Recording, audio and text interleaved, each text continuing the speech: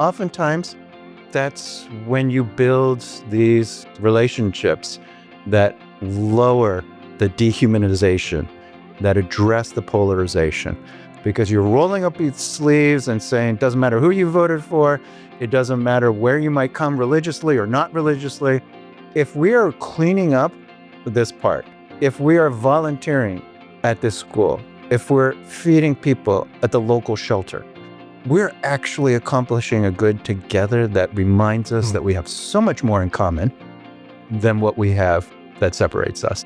This is Dr. Rob Harter with the Nonprofit Leadership Podcast, Making Your World Better. What does it take to be an effective nonprofit leader today?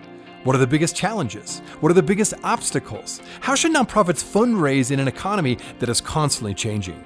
All of these reasons combined led me to start this show. And it's my hope that through this series, people can learn not only what it takes to be an effective nonprofit organization, but to hear from effective leaders who are successfully making a positive impact in their communities. We hope you enjoy this show, as together we hear how they are making their world better. Welcome to the Nonprofit Leadership Podcast with Rob Harter. I'm Mike Lee. I live in Washington, D.C., and I'm a listener just like you. We are all on a leadership journey, looking for ways to learn and grow. Each week, I look forward to hearing Rob's latest discussion with his guests. I invite you to join us. Thanks for listening. Now here's Rob. Well, welcome back to the show. I'm Rob Harter, your host here for the Nonprofit Leadership Podcast. I want to take you back to one of those classic kids shows. I know I'm dating myself a little bit, but if you remember Mr. Rogers' Neighborhood, always the question was, will you be my neighbor? Right? And the show was all about being a good neighbor.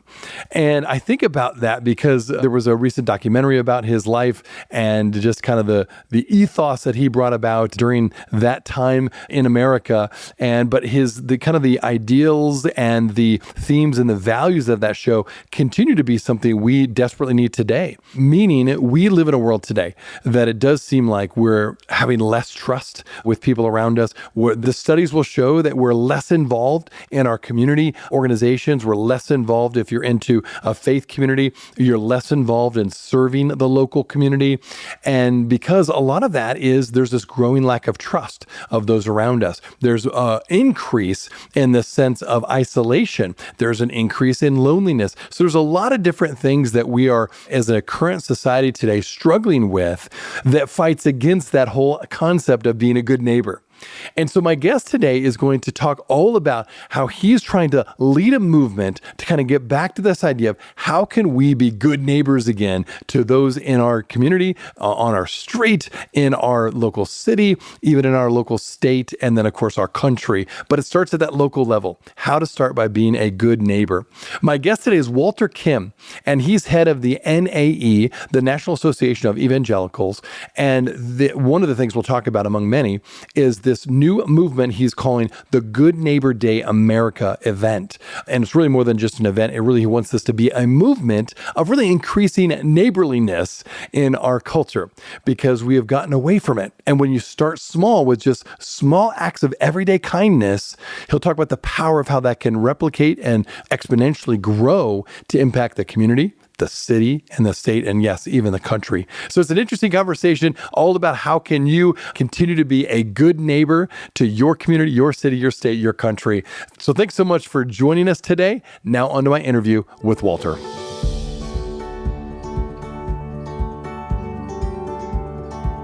This podcast is sponsored by DonorBox. DonorBox, helping you help others with the best donation forms in the business. Well, welcome back to the Nonprofit Leadership Podcast. So glad to have Walter Kim here today. Walter, thanks so much for joining us on the show. Rob, thanks for having me on. Absolutely. Well, there's so much to cover, but I always like to start my first question for my guest to give an opportunity for you just to share a bit of your story, a bit of your journey, what's led you up to this point. So maybe you can give us a bit of your background for my listeners. So my journey to the particular position that I serve at the National Association of Evangelicals really is a journey that encapsulates a little bit of the story of America. So my father was a refugee who escaped communist North Korea, met my wife in South Korea, then immigrated to America. I was born in New York City, grew up there for a bit of time in the kind of urban context with a rich Korean community, but then spent a good bit of my elementary into my high school years in small town America in Western Pennsylvania. So there's a bit of a journey that I've been on. I became a Christian during those years, and through a variety of circumstances, ended up in Christian ministry in various positions, and then currently serve in this role at the NAE. What an interesting, I mean, there's so much there. We could spend our whole podcast on just your journey, but thanks for giving at least a little bit of background. So yes, we do want to talk a bit about your current role because you have an impact now, both nationally and internationally in what you do. So let's maybe go into that a bit. You're involved specifically with faith communities across the country and the world for that matter. You're involved with volunteers, which every nonprofit, has to deal with volunteers in a good way. Like we depend on volunteers as nonprofit leaders, people that give their time, right, to help bolster and move forward an organization.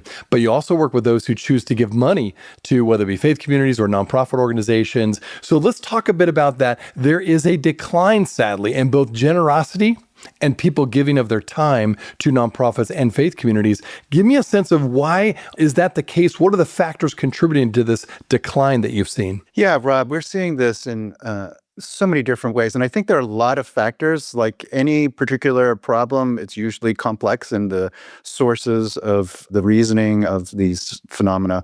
So I would say one is just the economic stress that people face, all throughout the country. So the capacity to give is less. I would also say whether that's because of student loans or factors that relate to the job market, but those things come and go. So we might be able to say maybe this is a particular ebb and flow issue. One thing that I would say feels a little bit different this time is the ecosystem of trust is being challenged.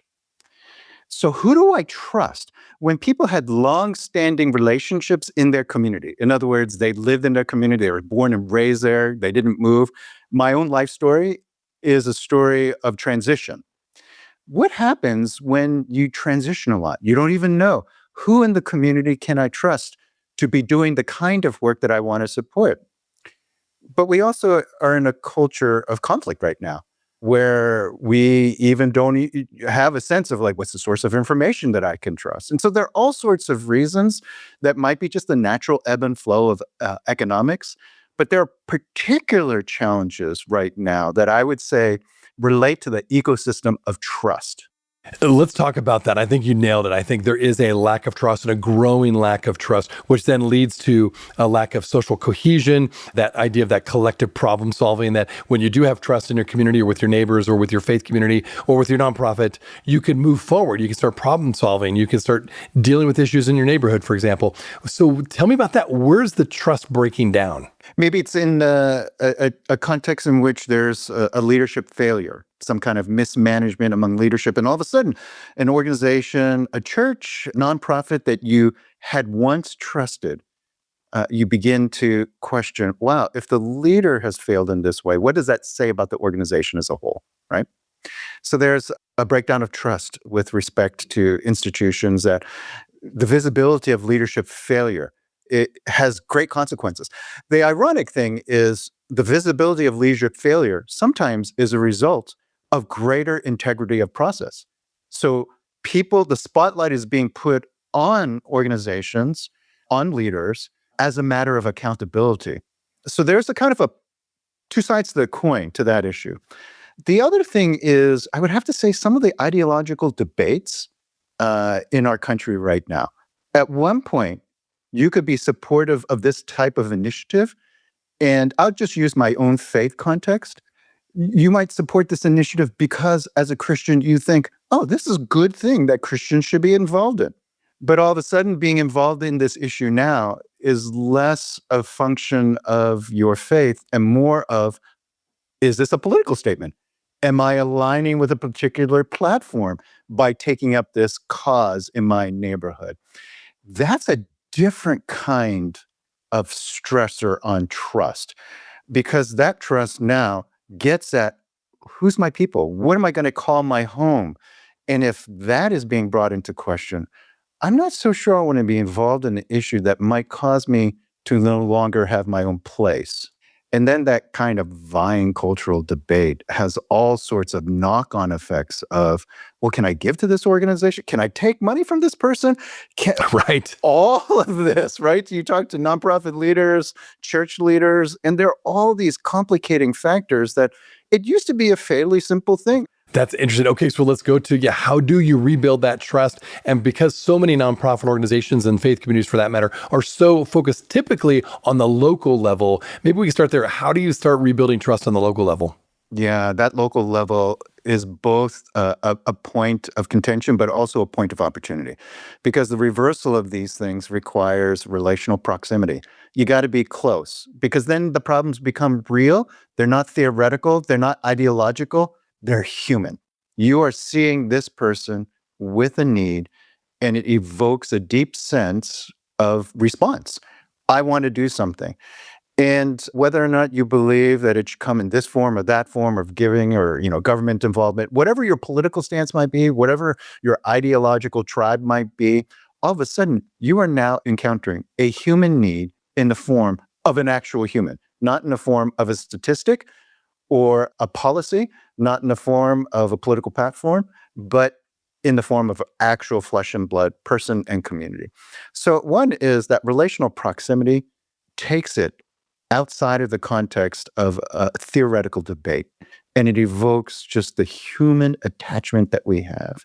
The second thing is most solutions, they're going to be solved on the local level. This is where change begins to happen. All the great social movements, they may have a national component, but those national components have local expressions.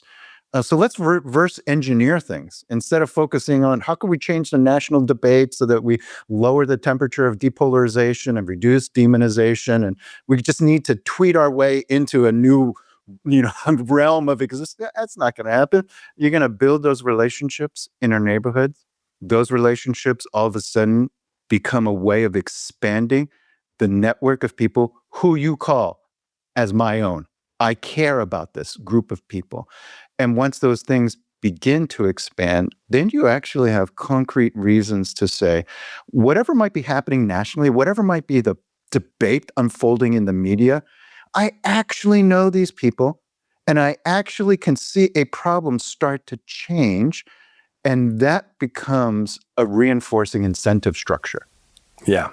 I think you're onto it. And I think, I think another challenge. We live in a 24-hour a day news cycle where we're hearing from all parts of the world, right? And there's always something terrible going on, which typically is on the news, which is the headline, wars and terrorist bombings and shootings and these terrible natural disasters. So we're constantly being impacted by that every time we look at our phone or we open up the internet and we go on our favorite news channel or watch the TV.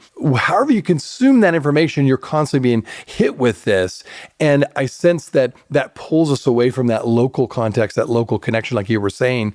What have you recommended to people when it particularly comes to like trying to rally around a cause that may have national ramifications or even international, but you start locally? Like you said, let's re-engineer this. Are there some practical, tangible things or maybe organizations that are doing this well that kind of break through the noise of this 24-hour news cycle? Yeah. And let me do a little bit of diagnosis first, and then I'll dive into answering that question more directly. And one is, what happens when we're in the social media context in which all the news that comes to us is from all over the world, 24/7, and every single crisis and moment of outrage is now there immediately in your hand because it's in your phone, right? Well, it does three things. One, it produces compassion fatigue. There's only so much that you can handle before you just turn off. Secondly, you lose a sense of agency. Because if the problems are from all over the world, what possible solution or contribution do you have sitting in your living room at home, right? So there's compassion fatigue. There's a loss of agency because you no longer have access. And that's the third thing, is even if you wanted to be outraged and go do something about it and you're not compassion fatigued, you're activated because you're a problem solver and things, rile you up and motivate you, even if that were true. And even if you actually believe you could change the world, you still have to have a point of access, right? So you need to deal with the compassion fatigue. You need to deal with the sense of agency. And you need to have a point of access. Because most of what we do in life is just learn from points of access. You learn how to love by being on the playground and negotiating the rules of the playground. You learn how to change communities, not just from reading a book, though we should educate ourselves. You learn because you saw something happen in your neighborhood. You saw your parents welcome someone in the home, or you just witnessed something at your church or your parent-teacher association, new initiative in a school. So you need to have a point of access, and that's where the reverse engineering happens. When you have a point of access locally, you increase a sense of agency. Now I actually can do something. And then you deal with the compassion fatigue because you've now made the problem sizable. You actually can do something. It's the whole starfish throwing it back into the ocean. It made a difference for that one starfish, even if the thousands of others of starfish are still on the beach, right? So I would say let's deal with the compassion fatigue, the loss of agency, the loss of access by reversing it. Let's give a point of access locally that increases a sense of agency and actually decreases compassion fatigue because you are seeing change happening, that it feels good to do good. Like there's neuroscience evidence that it feels good to do good. So we can address the compassion fatigue by getting engaged. Boy, that is so right. I really appreciate it. I like your model that you just laid out for my listeners. I think that's excellent advice. And then that's a great kind of turning point too. Let's talk about some of the proactive things you're doing. You're a big believer in visible, everyday acts of kindness and the power they have, even if they're small acts of kindness. Talk about why are they so important? Even these small little acts of kindness, what have you seen the impact to be, particularly during our time of division and uncertainty? Again, kindness, it's a virtue that's not simply learned by reading a book. And it's also a virtue that you don't learn by the magnificent, magnanimous, great martyrdom complex that we often have. I'm going to be, it's like the New Year's resolution you make to all of a sudden instantaneously become fit. Right? That doesn't happen. How do you become fit? Well, I'm just going to show up today at the gym and do a little bit of a workout. I'm just going to move the needle a little bit. And then all of a sudden you begin to realize things change. Compassion, kindness, even developing a strategy on social change. It often comes in the laboratory of little actions. You go out, you do something, and you begin to realize that really did make a difference. Smiling at someone produces a smile back. Making eye contact, all those things that we teach our little children to, just do these little things and you develop character from them. I would say you can do that individually. You can also do that organizationally. Again, I work a lot with churches and other Christian nonprofits. And rather than thinking about tackling all the social ills that might exist in your neighborhood, can you do one thing? Can you have a clean up the park day where you get a dozen volunteers from your church to go to a local park and work with your town councils and say, what park needs to be tackled? Can we go clean that up? And taking a small step begins to exercise muscles of kindness that you all of a sudden become fit in terms of virtue. We'll be right back. Are you looking for an easy and effective way to boost your nonprofit's donations? Well, look no further than DonorBox, the online fundraising platform that streamlines your fundraising efforts, maximizes donations, and simplifies giving for your supporters. With DonorBox, you can create beautiful donation forms, accept digital wallet payments, track donations, and send auto receipts. And the best part? There are no setup or monthly fees and no long-term contracts required. So what are you waiting for? Visit donorbox.org today to get started. That is www.donorbox.org.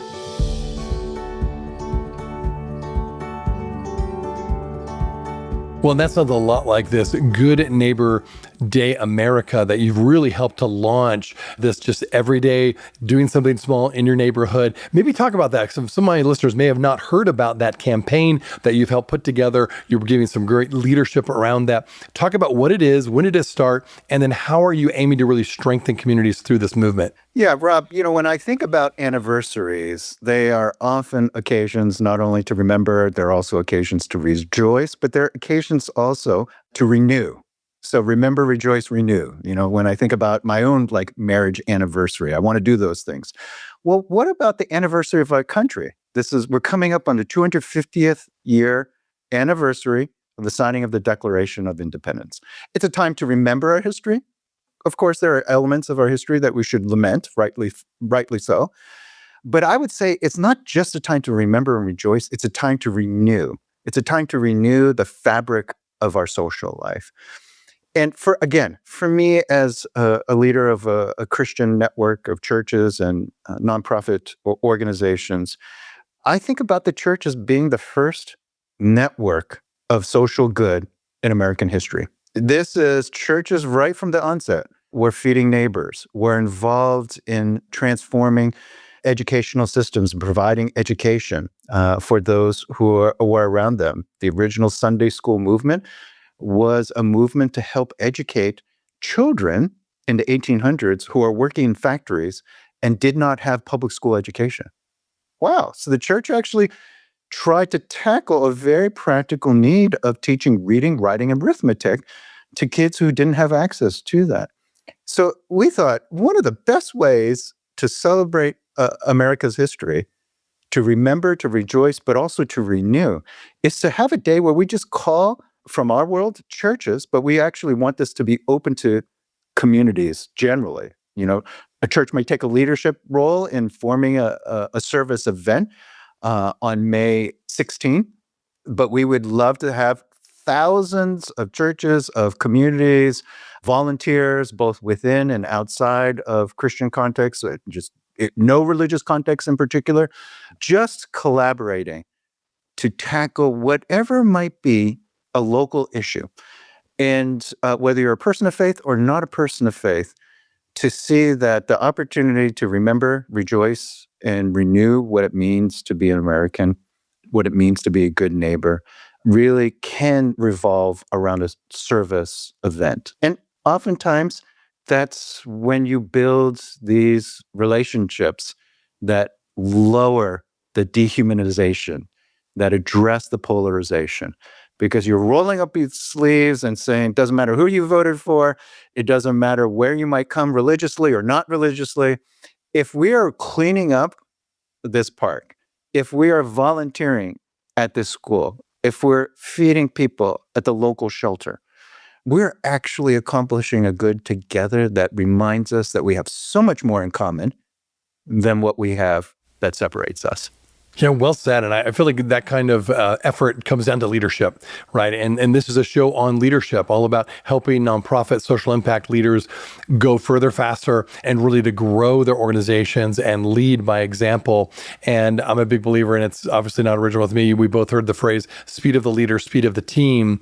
Talk about how you've seen leadership, particularly when it comes to setting an example of showing compassion, service, empathy.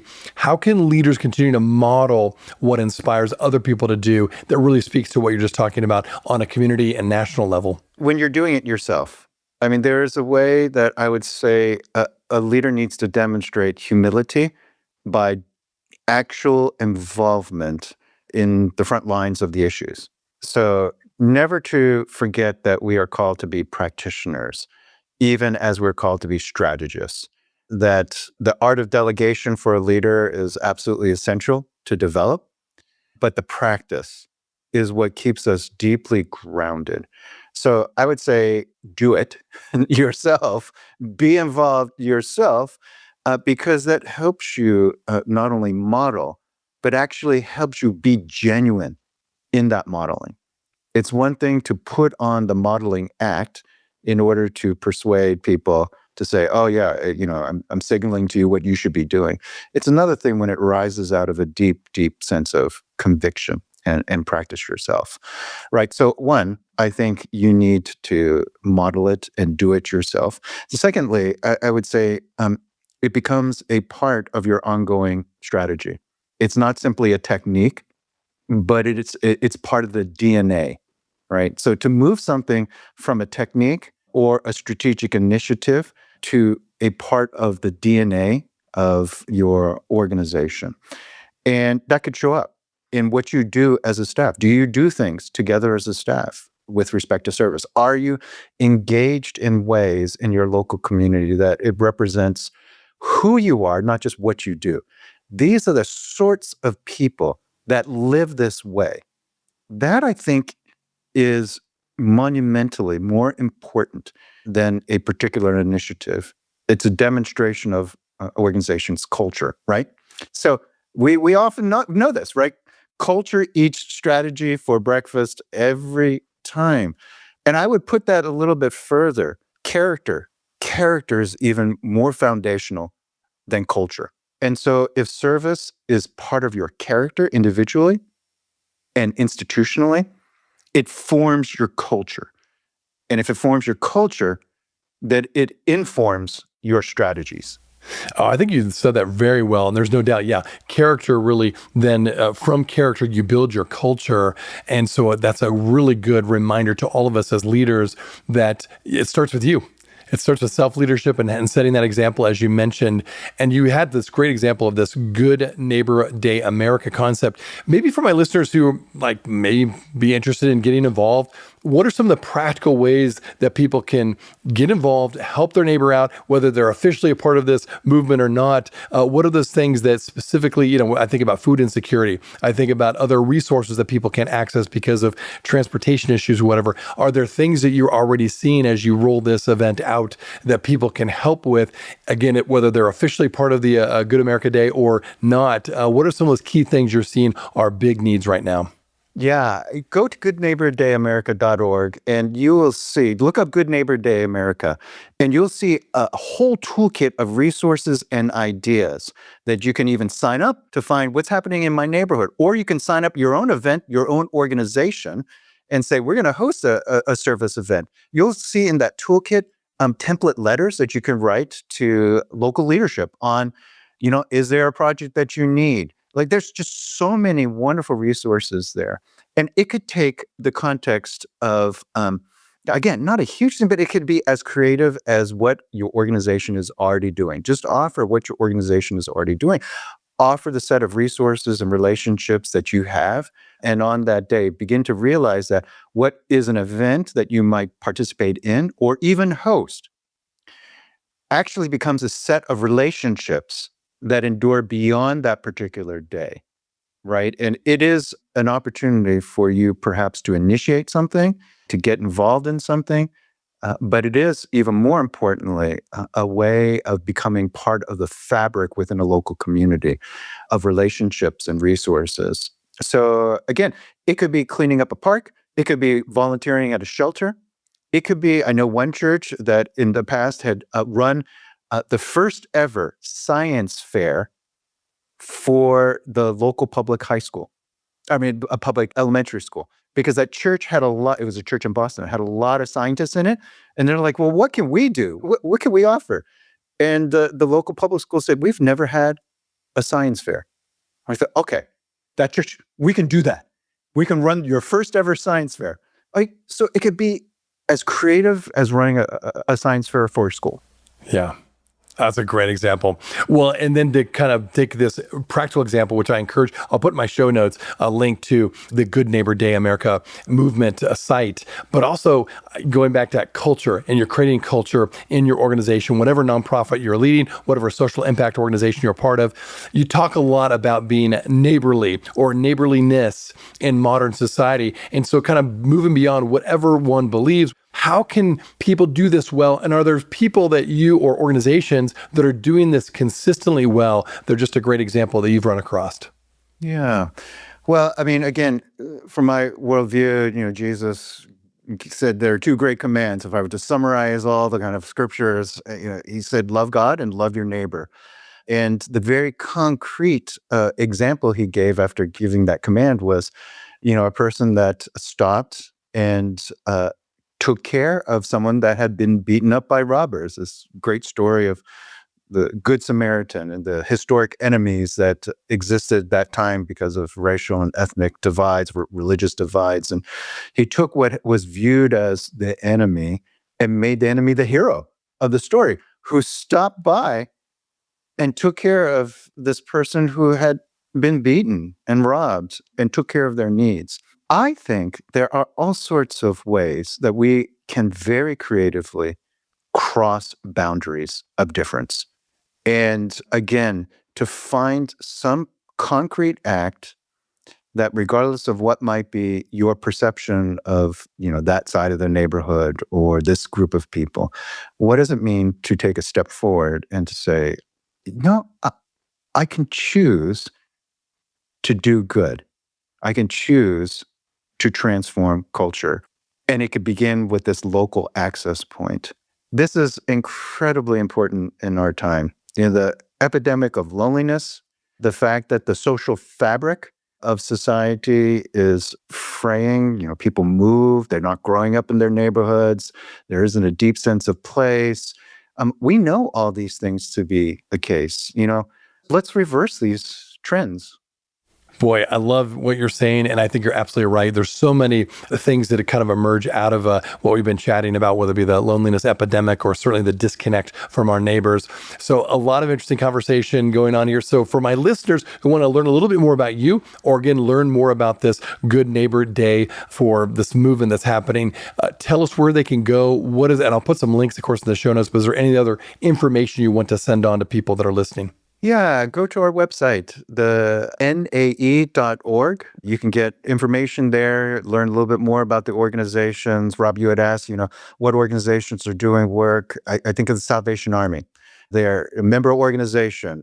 Look up your local Salvation Army chapter, and they will have tons of opportunities. There are Christian community development associations that are engaged in all sorts of very practical work. You can do local prison visitation. I mean, this is a constituency that your very presence there and a conversation would have inordinate impact. So there are all sorts of organizations, whether it's Prison Fellowship, Salvation Army, a local community development organization that is just doing really good, practical work.